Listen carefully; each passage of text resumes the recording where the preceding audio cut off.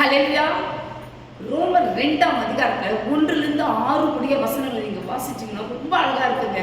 மற்றவர்களை நம்ம குற்றவாளியா தீர்க்கக்கூடாதாம். சரி, அப்படியே நம்ம தப்பு பண்ணிட்டோங்க. 4ஆம் வசனம் சொல்லுது, அழகான தயவு நம்ம மேல வச்சு நமக்கு உணர்த்துவாராம். நீடிய பொறுமையோடு காத்திருந்து உணர்த்துறாருங்க. அந்த உணர்த்துகிற டேப்லெட்டை நமக்கு கொடுக்கிறாரு. அந்த டேப்லெட்டுக்கு ஐஸ்வர்யம் என்ற பெயரையும் கத்தரை கொடுத்துருக்கிறாருங்க.